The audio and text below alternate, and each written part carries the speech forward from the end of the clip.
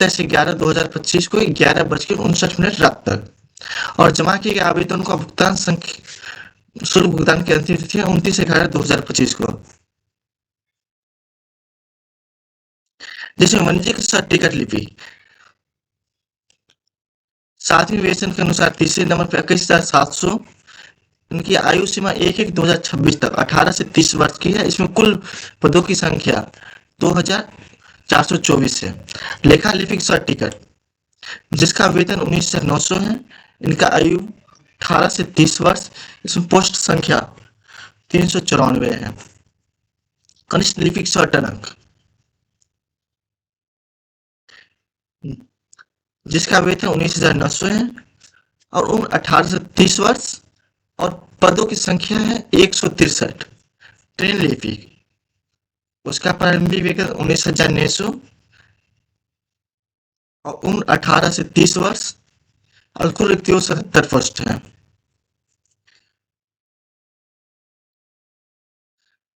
महत्वपूर्ण कृपया ऑनलाइन आवेदन भरने से पहले सीएन में दी गई जानकारी का अच्छी तरह पढ़ें। उम्मीदवार को यह सुनिश्चित करना होगा उनके पास इस सीएन के तहत आवेदन जमा करने के अंतिम तिथि तक इससे पहले पद के लिए सभी निर्धारित शैक्षणिक योग्यता के अंतिम परिणाम की प्रतीक्षा कर रहे उम्मीदवार के आवेदन करने की पात्र नहीं है। आवेदन केवल आधिकारिक रेलवे वेबसाइटों पर दी गई लिंक के माध्यम से ऑनलाइन जमा किया जाना चाहिए। उम्मीदवार को ऑनलाइन आवेदन करने से पहले अपनी पात्रता सुनिश्चित करने के लिए इस वितरित सीएन अनुकूलक अर्थात पदवार मानदंड अर्थात आरआरबी वार रेलवे यूआर और पद रिक्तियां विवरण ध्यान पूर्वक पढ़ना होगा। सीएन में दर्शाई गई सभी रेलवे रिक्तियां अंतिम वर्ष सभी रेलवे प्रशासन आवश्यकता अनुसार यद्यपि की कोई हो सकती है।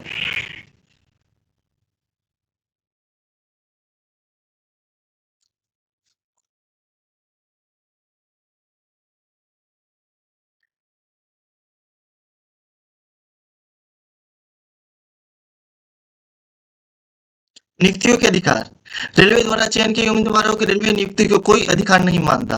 रेलवे भर्ती बोर्ड का कार्य केवल क्षेत्रीय रेल में संबंधित प्राधिकारों उम्मीदवारों के नामों की अनुशंसा करना है। जो रिक्तियां उपलब्ध हुई चरित्र से सभी प्रथा मानदंडों का पूरा करने का अधीन नियुक्ति प्रस्ताव जारी करता है।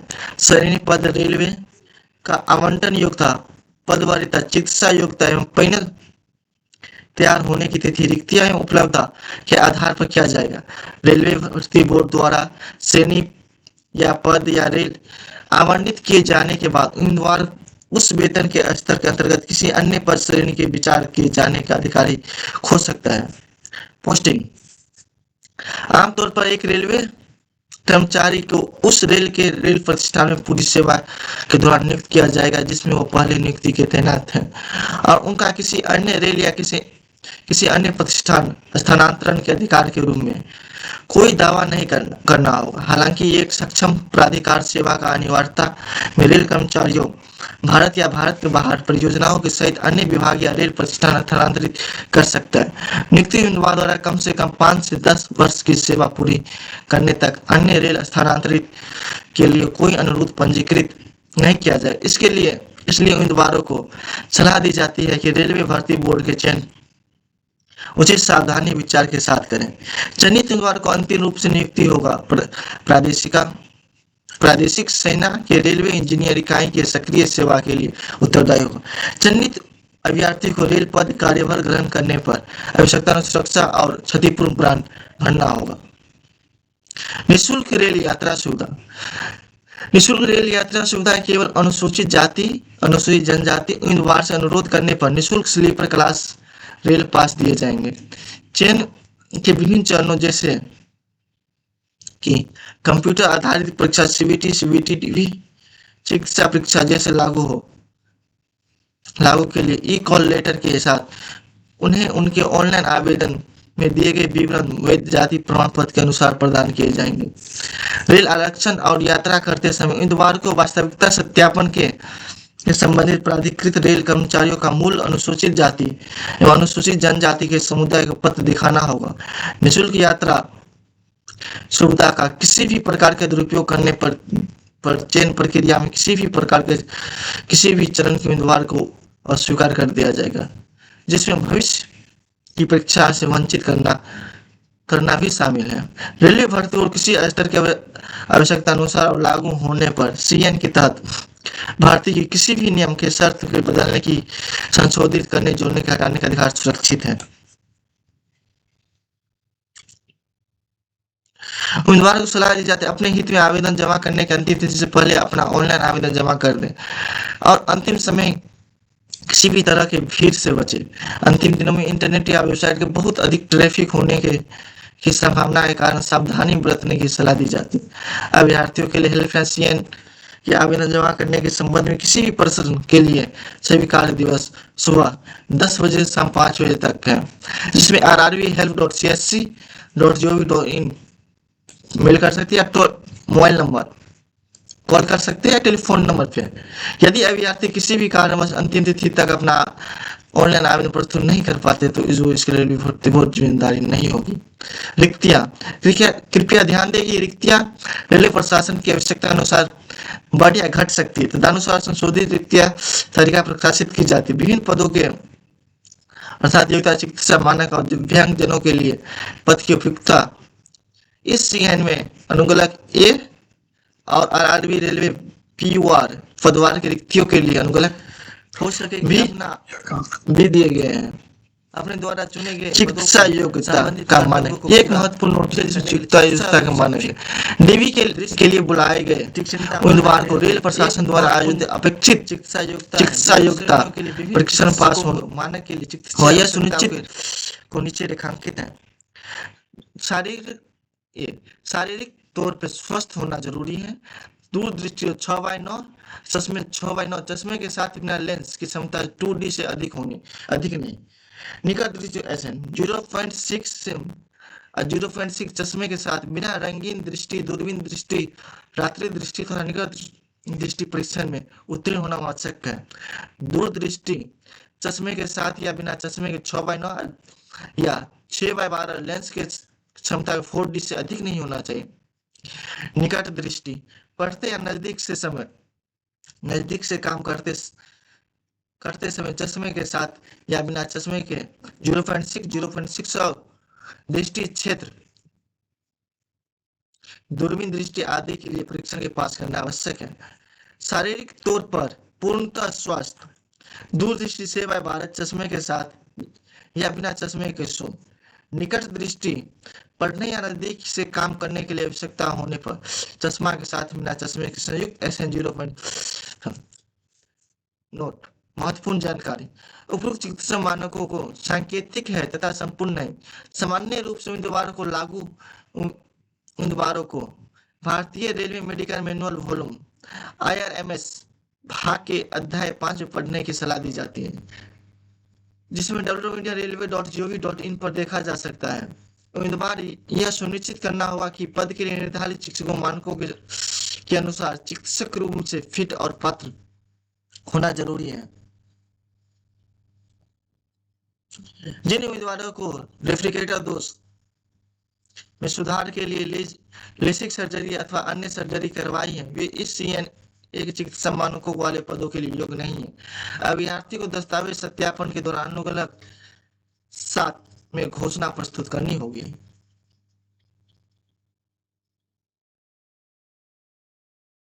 राष्ट्रीयता अभ्यर्थी निम्न से होना चाहिए: भारत का नागरिक हो, नेपाल का नागरिक हो या भूटान का नागरिक हो या तिब्बती शरणार्थी जो 1/1/1962 से पहले भारत में अस्थायी रूप से बसने के इरादे से आए हैं या भारतीय का मूल व्यक्ति जो भारत में अस्थायी रूप से बसने के इरादे से पाकिस्तान, बर्मा, श्रीलंका या पूर्वी अफ्रीका देशी कन्या, युगांडा, संयुक्त गणराज्य के तंजानिया, जाम्बिया, मालवी, इथियोपिया और वियतनाम का प्रवास कर आए हो। बशर्ते की उपयुक्त श्रेणी 2, 3, 4 और 5 के संबंधित उम्मीदवार को व्यक्ति होगा जिसके पास में भारत सरकार द्वारा पढ़ता का प्रमाण पत्र जारी किया गया है।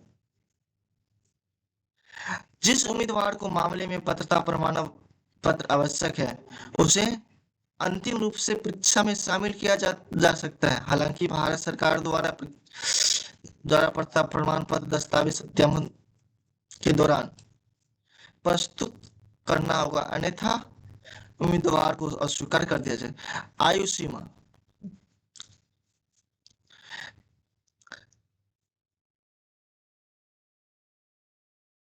जिसमें न्यूनतम और अधिकतम आयु सीमा गणना 1/1/2026 के अनुसार की जाएगी। अभ्यर्थी जन्म तिथि नीचे दिए गए के बीच होनी चाहिए। 18/1/2008 से 2/1 unreserve and EBC 2/1/1996। OBC non creamy layer के लिए 2/1/1993 होना चाहिए। SC/ST की 2/1/1991। आयु सीमा में छूट, नीचे दिए गए तालिका के निम्नलिखित श्रेणियों के समुदाय के लिए आयु की सीमा अधिकतम ऊपरी आयु से छूट अपेक्षित प्रमाण को प्रस्तुत करने के अधीन होगा। अनुसूचित जाति के लिए 5 वर्ष, अन्य पिछड़ा वर्ग, गैर क्रीमी लेयर उम्मीदवार के लिए 3 वर्ष, पूर्व सैनिक या एक्स सर्विसमैन उम्मीदवार जिन्होंने सत्यापन के कम से कम 6 माह के निरंतर सेवा पूरी कर ली है। भूतपूर्व सैनिक को 3 वर्ष की आयु की अवधि घटाने के बाद, भूतपूर्व सैनिक को ओबीसी एनसीएल 6 वर्ष आयु से सेवा अवधि घटाने के बाद, भूतपूर्व सैनिक 8 वर्ष आयु सेवा अवधि घटाने का। बेंचमार्क दिव्यांग व्यक्ति पीडब्ल्यूडी अनारक्षित और ईडब्ल्यूएस के लिए 10 वर्ष, पीडब्ल्यूडी ओबीसी एनसीएल के लिए 13 वर्ष, पीडब्ल्यूडी अजा अनुसूचित जनजाति के लिए 15 वर्ष। वे अभ्यर्थी जो रेलवे ग्रुप सी और पूर्ववर्ती ग्रुप डी के रूप में न्यूनतम 3 वर्ष की सेवा के साथ कार्यरत है। साथ ही ऐसे स्थानापन्न भी जो रेल लगातार या अखंडित अवधि में न्यूनतम 3 वर्ष की सेवा है। अनारक्षित के लिए 40 वर्ष की आयु, ओबीसी एनसीएल के लिए 43 वर्ष की आयु, अनुसूचित जाति एंड अनुसूचित जनजाति के लिए 45 वर्ष की आयु। उम्मीदवार रेल संगठन के अर्थ प्रशासनिक कार्यालयों जैसे रेल कैंटीन, सहकारी समितियों और संस्थानों में कार्यरत है। प्रदान की गई सेवा की अवधि तक 5 वर्ष तक जो भी कम है। महिला उम्मीदवार जो विधवा, तलाकशुदा या न्यायिका रूप से पति से अलग है लेकिन पुनर्विवाह नहीं किया है और आरक्षित के लिए 35 वर्ष की आयु है। ओबीसी एनसीएल 38 वर्ष, अनुसूचित जाति एवं जनजाति के लिए 40 वर्ष।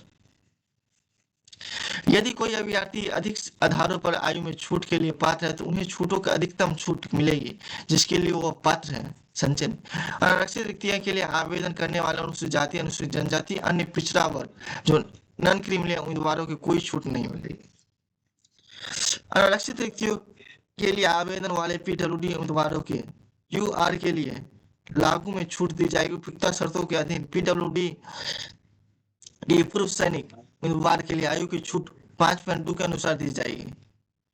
महत्वपूर्ण, उम्मीदवार को ध्यान रखना चाहिए कि आवेदन में भरी गई जन्म तिथि उनके एसएससी, एसएससीएल मैट्रिकुलर या 10वीं कक्षा पास या संस्कृत प्रमाण पत्र में दर्ज की गई जन्म तिथि के समान होनी चाहिए। जन्म तिथि में बदलाव के लिए किसी भी बात के अनुरोध पर विचार नहीं किया जाएगा। जन्म तिथि में कोई भी अंतर उम्मीदवार का अयोग्य घोषित कर सकता है।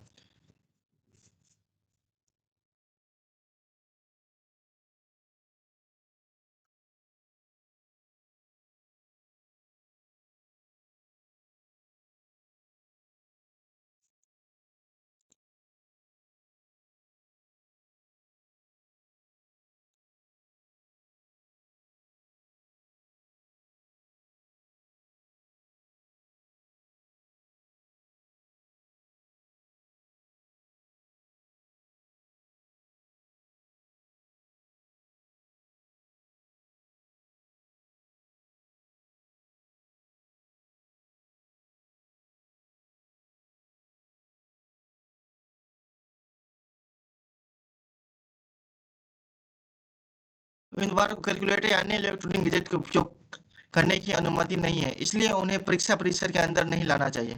यदि किसी भी उम्मीदवार के पास मोबाइल फोन, ब्लूटूथ या वायरलेस संचार की कोई अन्य साधन चालू या बंद होने पाया जाता है तो उसकी उम्मीदवारी तुरंत रद्द कर दी जाएगी। उचित समझी जाने वाली कानूनी कार्रवाई के अलावा उसे रेलवे भर्ती और परीक्षाओं से वंचित कर दिया जाएगा।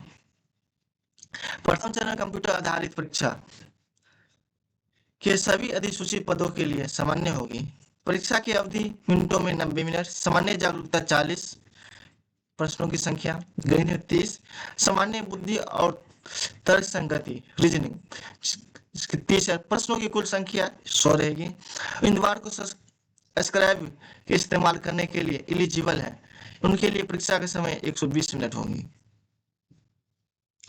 उपयुक्त तालिका में दिया गया खंडावर विभाजन के लिए सांकेतिक वास्तविक प्रश्न पत्र के कुछ परिवर्तन हो सकते हैं। वहां नकारात्मक अंकन होगा।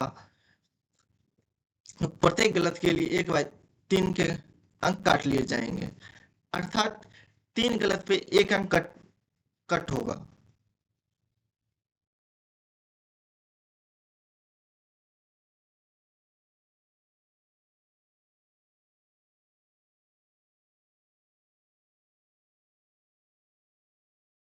पद का नाम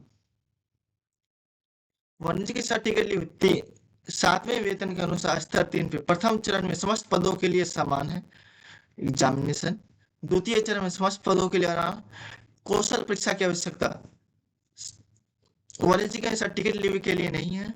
लेखा लेवी स्व कंटक कंप्यूटर आधारित अंक कौशल परीक्षा सीबीटी एसटी होगी। कनिष्ठ लिपिक टंकन के लिए कंप्यूटर आधारित अंक कौशल परीक्षा सीबीटी एसटी होगा। उपरोक्त में सभी पदों के लिए दस्तावेज सत्यापन मेडिकल टेस्ट आयोजित की जाएगी। दस्तावेज सत्यापन के फिनलीकरण के लिए उम्मीदवारों के शॉर्ट लिस्टिंग सीबीटी एसटी जैसे लागू हो में उम्मीदवार को प्रदर्शन करने के अधिकार पर योग्यता के आधार पर की जाएगी। उन्हें सामुदायिक के लिए निर्धारित न्यूनतम योग्यता अंक हासिल करने की शर्त पर होगी। यूआरईडब्ल्यूसी के लिए निर्धारित न्यूनतम योग्यता अंक 40%, अन्य पिछड़ा वर्ग नॉन क्रीमी लेयर के लिए एससी के लिए 30%, एसटी के लिए 25% है। भूतपूर्व सैनिक श्रेणी के अभ्यर्थियों के लिए उनके समुदाय के अनुसार लागू होती है। पीडब्ल्यूबीडी के लिए पर्याप्त उम्मीदवार को उपलब्ध नहीं है तो न्यूनतम योग्यता अंक में 2 अंक की छूट दी जाएगी।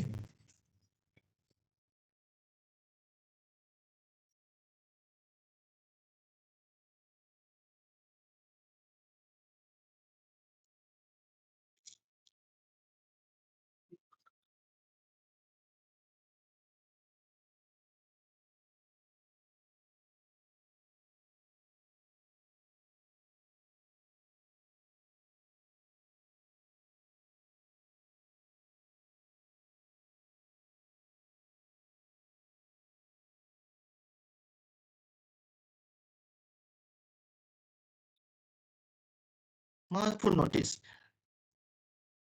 अमान्य आवेदन और स्वीकृति ऑनलाइन आवेदन निम्नलिखित आधारों पर स्वीकार कर दिया जाए। विभिन्न रेलवे भर्ती बोर्ड या एक ही रेलवे भर्ती बोर्ड में एक से अधिक आवेदन, ऐसे मामले में सभी आवेदनों को सरसरी तौर पर खारिज कर दिया जाएगा। ऐसे उम्मीदवारों को भविष्य के सभी रेलवे भर्ती बोर्ड एवं आरआरसी परीक्षाओं के लिए वंचित किया जाए।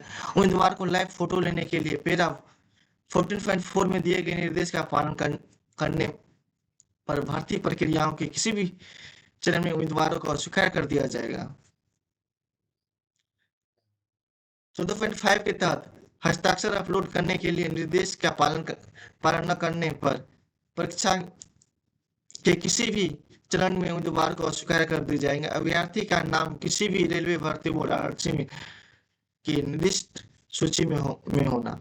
अभ्यर्थी का नाम किसी भी रेलवे भर्ती बोर्ड आरआरसी में निश्चित सूची में होना।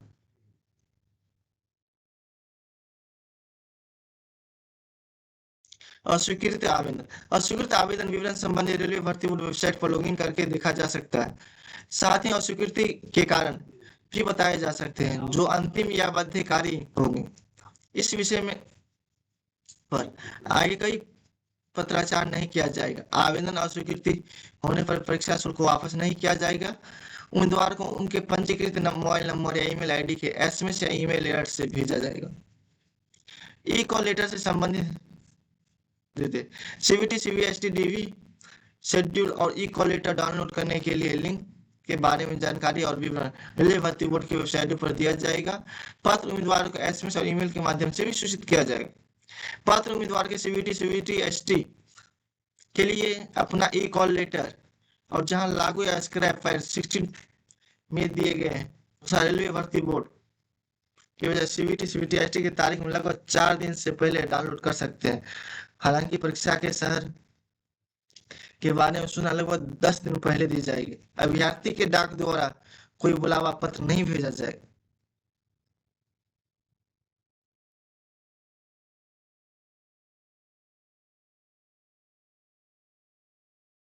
चेतावनी, प्रभाव दिखा रहे अनुचित या अनैतिक साधनों के इस्तेमाल में से रेलवे में नौकरी दिलाकर कपट करने वाले दलालों या नौकरी दिलाने वाले घोटालाबाजी से सावधान रहे। रेलवे भर्ती ने अपनी और इस हेतु किसी एजेंट या कोचिंग की नियुक्ति नहीं किया है। उम्मीदवारों को ऐसे व्यक्तियों, एजेंसियों द्वारा किए जाने वाले दावों के बारे में सचेत किया जाता है। उम्मीदवार का चयन पूर्णतः योग्यता के आधार पर होता है। अनैतिक तत्वों के सावधान रहें और उनके चुंगल में न फंसे। रेलवे भर्ती बोर्ड के प्रत्यक्ष और प्रत्यक्ष रूप से प्रभावित करने की वाले उम्मीदवार का अयोग्य घोषित कर दिया जाएगा और उनके विशिष्ट कार्रवाई की जा सकती है। उम्मीदवार को सलाह दी जाती है केवल आरआरबी के आधिकारिक वेबसाइट देखें और बेईमानों तत्वों एवं दलालों द्वारा डाली गई फर्जी वेबसाइटों और सोशल मीडिया सामग्री से सावधान रहे।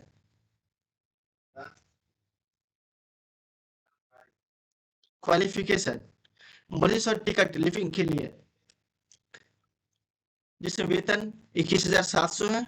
इनका क्वालिफिकेशन अनुसूचित कुल 50% अंक 12वीं, इसके समकक्ष अनुसूचित जाति, अनुसूचित जनजाति, बेंचमार्क या भूतपूर्व सैनिक 12वीं स्तर के अधिक योग्यता रखने वाले उम्मीदवारों के लिए के मामले में 50% से अंकों पर जोर नहीं दिया जाना चाहिए। सेकेंड, लेखा लिविंग सर्टिफिकेट जिसका वेतन 19,900 रहेगा। कुल 50% अंक सहित 12वीं या उसके समकक्ष अनुसूचित जाति या बेंचमार्क भूतपूर्व सैनिक और 12वीं स्तर पर से अधिक योग्यता रखने वाले उम्मीदवारों के मामले में 50% से अधिक अंकों पर जोर नहीं दिया जाएगा। कंप्यूटर पर अंग्रेजी, हिंदी टाइपिंग की दक्षता आवश्यक है।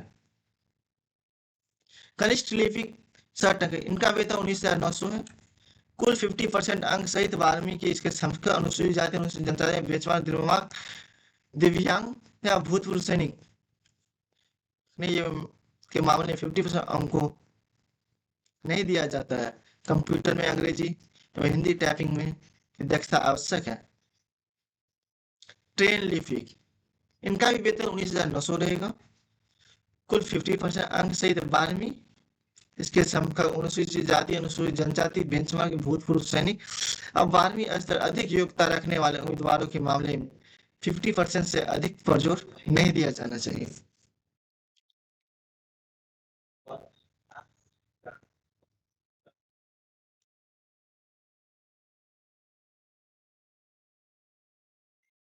ये महत्वपूर्ण जानकारी आपको कैसे लगे कमेंट में जरूर बताएं।